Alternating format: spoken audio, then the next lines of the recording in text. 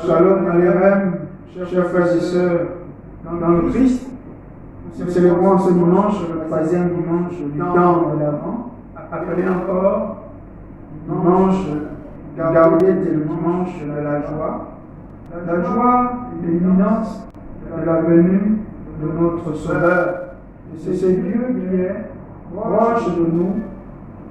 C'est ce Dieu qui prend soin de nous et qui écoute nos difficultés. Et les textes que nous allons parcourir nous invitent justement à la joie. La joie du Seigneur qui vient à nous. Nous allons commencer par la lecture. La première lecture qui est tirée du livre du prophète Isaïe, au chapitre 61, les versets 1 à 2a, puis 10 à 11. L'Esprit du Seigneur Dieu est sur moi, parce que le Seigneur m'a consacré par l'onction. Il m'a envoyé annoncer la bonne nouvelle aux humbles, guérir ceux qui ont le cœur brisé, proclamer aux captifs leur délivrance, aux prisonniers leur libération, proclamer une année de bienfaits accordée par le Seigneur. Je précède de joie dans le Seigneur, mon âme exulte en mon Dieu, car il m'a vêtu des vêtements sans salut, il m'a ouvert le monde de la justice, comme le jeune marié orné du diadème. La jeune mariée prépare ses joyaux, comme la terre décore son germe, et le jardin germer ses semences. Le Seigneur, Dieu, fera germer la justice et la louange devant toutes les nations. Ce passage du livre du prophète Isaïe commence à la mention de l'Esprit du Seigneur qui est sur moi, parce que le Seigneur m'a consacré par l'onction. La mention de l'onction d'huile qui rappelle le sacre des rois et des prêtres avant la période exilique. Le fait que cela sort de la bouche du prophète manifeste une certaine évolution au niveau de la conception du Messie. Le Messie qui est attendu n'est plus un roi. Le Messie attendu, c'est certainement un prophète. Et c'est parce qu'il est prophète qu'il annonce la bonne nouvelle aux humbles. Les humbles qu'on envoie ici aux anawim, appelés littéralement en hébreu les dos-courbés, c'est-à-dire ceux qui n'ont pas la force, la capacité de se faire justice eux-mêmes, parce qu'ils sont dans une société où ils ne peuvent pas revendiquer leurs droits. Ils sont piétinés par les puissants. Et c'est pourquoi ils se tournent vers le Seigneur, qui seul est le maître de la justice. C'est à eux que le prophète annonce cette bonne nouvelle, celle de la restauration de la justice. De même, il annonce aux prisonniers, aux captifs, la libération. Et il proclame une année de bienfaits accordée par le Seigneur. L'année de bienfaits qu'il renvoie ici, dans le livre de Lévitique, au chapitre 25, verset 18, à l'année jubilaire. L'année jubilaire où tous les esclaves étaient libérés, où tous ceux qui avaient perdu leur bien par la possession leur était restitué. C'est donc un message de libération, de délivrance que Isaïe adresse ici. Et vous comprenez que nous sommes là déjà au retour de l'exil. Le retour de l'exil est donc vu comme une libération. Une libération du joug de l'oppression des Babyloniens. C'est un message adressé à tous ces hommes, toutes ces femmes qui sont prisonniers. Prisonniers à cause d'une société injuste, une société où l'innocent n'a pas sa place, où c'est celui qui a d'avoir le pouvoir qui triomphe du faible. C'est à eux. Isaïe adresse ce message de réconfort pour signifier que l'injustice n'aura pas le dernier mot. Et c'est parce que cette injustice n'aura pas le dernier mot qu'il exulte, qu'il tressaille dans les graisses dans la seconde partie de ce passage. Je tressaille de joie dans le Seigneur. On a exulte à mon Dieu, car on a vêtu les vêtements du salut. Le vêtement qui renvoie ici à la dignité retrouvée. Et dans l'évangile de Luc, au chapitre 15, justement, on parle de ce fils prodigue qui, en revenant vers son père, est revêtu d'un nouveau vêtement, symbolisant ici la dignité d'enfant de Dieu retrouvée. Israël retrouve donc sa dignité d'enfant de Dieu dans le retour de l'exil. Et le vêtement symbolise aussi une certaine personnalité. Et ici, on nous parle de la justice. Désormais, c'est une société où toute personne qui vivra doit faire la promotion de la justice, c'est-à-dire le droit du plus faible, garantir la liberté de tout un chacun et garantir également le bien-être à toute personne en dépit de sa condition sociale. Tel est le message de joie qu'Isaïe annonce dans cette première lecture.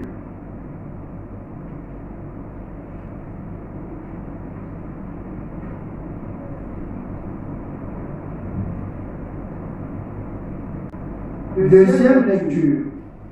Lecture de la première lettre de Saint Paul apôtre aux Thessaloniciens, chapitre 5, les versets 16 à 24. Frères, soyez toujours dans la joie, priez sans relâche, rendez grâce en toutes circonstances.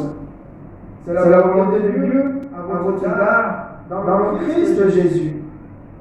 N'éteignez pas l'esprit, ne méprisez pas les prophéties, mais discernez la valeur de toute chose, ce qui est bien. Gardez-le. Éloignez-vous de toute espèce de mal. Cette lettre de Saint Paul est justement le premier écrit du Nouveau Testament. Et Saint Paul s'adresse ici à la communauté des Thessaloniques qui est persécutée. Persécutée par les Juifs qui à Thessalonique avaient une très grande communauté. Et Saint Paul lui-même a été persécuté par ces Juifs. Et il a été obligé de partir comme un voleur de Thessalonique parce que les Juifs l'avaient dénoncé l'Empire romain comme étant celui-là qui introduisait de nouvelles divinités à Thessalonique. C'est pourquoi Saint Paul s'adresse à cette communauté en mettant l'accent sur trois recommandations. Celle de la joie, celle de la prière et celle de l'action de grâce. La joie parce que même dans l'épreuve, la communauté de Thessalonique doit garder la joie, puisque elle a reçu le message du Seigneur. Et en se rassemblant donc au nom du Seigneur, c'est la joie d'accueillir la parole de Dieu qui doit avoir le dessus, car cette parole est pour eux source d'espérance et source de salut. Mais à côté de cela, cette communauté, en se rassemblant, doit également prier sans cesse. La prière sans relâche renvoie ici au monde juif à la prière du matin. La prière d'après-midi, c'est celle du soir. C'est ce que signifie prier sans relâche. Ça ne veut pas dire qu'il ne faut plus exercer une autre activité, mais ça signifie qu'il faut rester dans la constance de la communion avec ce Dieu qui vous appelle au salut. De même que l'action de grâce, qui pourrait ici renvoyer peut-être à l'Eucharistie. À l'Eucharistie, qui est justement cette action de grâce, ce pain qui est rompu pour l'unité, pour partager avec les frères. Et cette action de grâce est rendue en toutes circonstances, c'est-à-dire même dans la souffrance, même dans les difficultés. Le chrétien est appelé à rendre grâce à Dieu parce qu'il sait en qui il a mis son espérance. Et Saint Paul continue en demandant aux membres de la communauté de ne pas mépriser les prophéties, mais de discerner la valeur de toutes choses.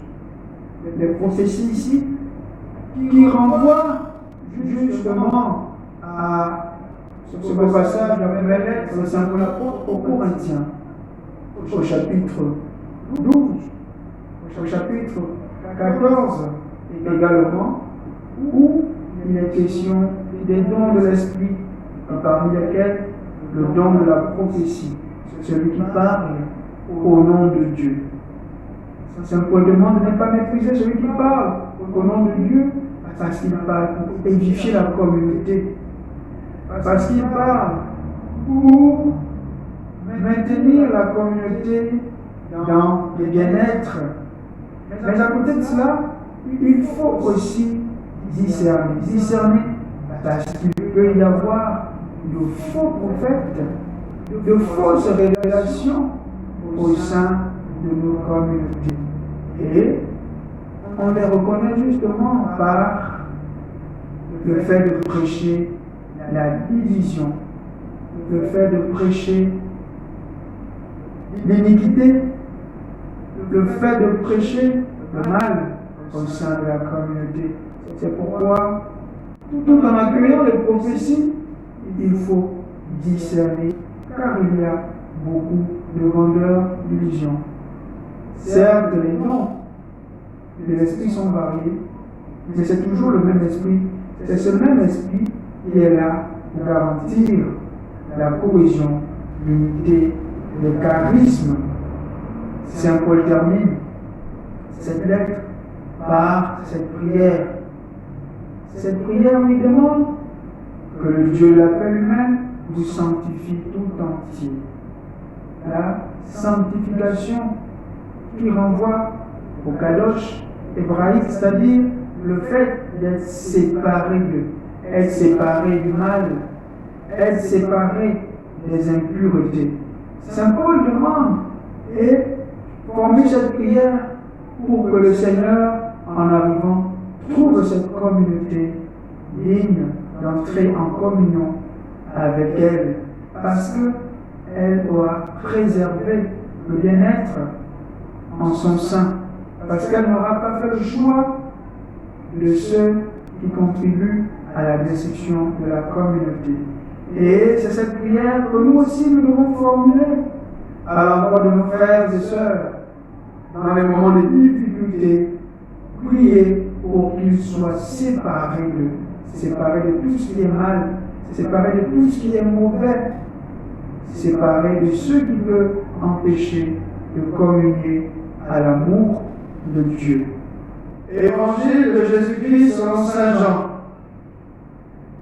Il y eut un homme envoyé par Dieu, son nom était Jean.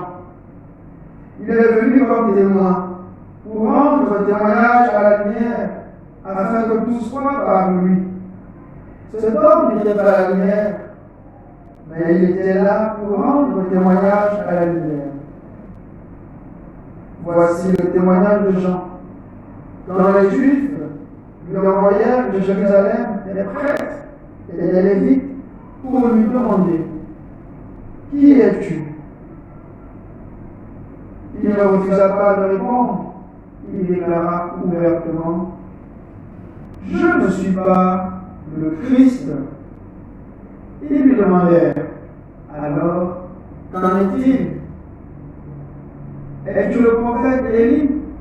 Il répondit: Je ne le suis pas. Es-tu le prophète annoncé? Il répondit: Non. Alors, ils lui dirent: Qui es-tu? Il faut que nous donnions une réponse à ceux qui nous ont envoyés. Que dis-tu sur toi-même? Il répondit: Je suis la voix de celui qui crie dans le désert: Redressez le chemin du Seigneur, comme a dit le prophète Isaïe. Or, ils avaient été envoyés de la part des pharisiens. Ils lui posèrent encore cette question: Pourquoi donc baptises-tu si tu n'es ni le Christ, ni Élie, ni le prophète? Jean leur répondit: Moi, je baptise dans l'eau. Mais au milieu de vous se tient celui que vous ne connaissez pas, celui qui vient derrière moi, et je ne suis pas digne de délier la courroie de sa sandale. Cela s'est passé à Béthanie, de l'autre côté du Jourdain, à l'endroit où Jean baptisait.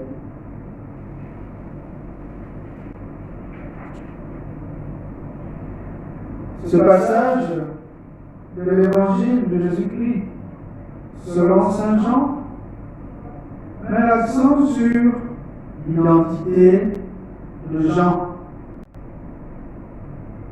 En effet, l'auteur de ce passage voudrait redresser une certaine conception de la mission de Jean. Pour les baptistes, Jean était à placer au même niveau que Jésus, qui est la lumière. Mais l'auteur sacré nous rappelle ici que Jean lui-même ne s'est jamais présenté comme étant la lumière, mais plutôt comme celui qui est venu rendre témoignage à la lumière. Jean a donc pratiqué la kénose devant Jésus. Et c'est pourquoi, lorsque les Lévites viennent à lui en lui demandant: Fils Élie, qui es-tu? Il a répondu: Je ne suis pas le Christ, ego eimi ou Christos. Je ne suis pas le Christ. Il n'est pas le Christ. Dans un contexte, on attendait l'arrivée du Messie. Jean se présente comme celui qui n'est pas le Christ. D'où cette question de ces derniers: est-il alors le prophète Élie? Le prophète Élie qui devait arriver selon Malachie, au chapitre 3, le verset 22 et suivant, qui devait arriver pour préparer le chemin du Seigneur. Jean ne se prétend pas être le prophète Élie. Il ne se présente pas non plus comme le grand prophète dont parle le livre du Deutéronome au chapitre 18, les versets 15 à 18. Ce grand prophète qui devait se lever après Moïse et qu'on attendait dans les derniers temps comme celui qui devait accomplir les signes que Moïse avait accomplis dans le désert et même accomplir les plus grands. Non. Jean, lui, il se présente plutôt comme étant la voix dont parle Isaïe, chapitre 40. C'est ce qu'on a entendu le dimanche dernier. Voix de celui qui crie dans le désert, redresser le chemin du Seigneur. Jean prend plutôt la figure du prophète Isaïe pour montrer ici qu'il est justement celui qui vient nous ouvrir à un nouvel exode. C'est la symbolique du désert. Comme on le sait très bien, le peuple d'Israël a traversé le désert en sortant d'Égypte pour entrer dans la terre promise. Jean annonce un nouvel exode du peuple d'Israël. Et ce nouvel exode, c'est le fait de se dépouiller de ces mauvaises choses, le fait de se dépouiller de ceux qui nous éloignent de Dieu pour entrer dans la nouvelle vie. C'est le sens du baptême, de la conversion. Et pour finir, Jean rappelle que au milieu se tient celui dont il n'est même pas digne de délier la courroie de sa sandale. Au milieu, qui nous rappelle dans le livre de la Genèse cet arbre de la vie qui était planté au milieu du jardin. Jésus est donc cet arbre de vie qui vient pour nous donner une vie nouvelle, la vie qui ne finit pas. C'est en lui qu'est la lumière. C'est lui qui est la lumière véritable. C'est lui qui nous apporte le salut.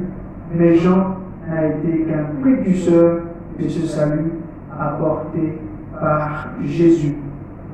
C'est donc ici, on veut nous montrer, l'évangéliste veut traduire ici le fait que pour celui qui s'engage à servir le Seigneur, celui qui se met à l'école du Seigneur doit apprendre à s'abaisser pour laisser le Christ grandir.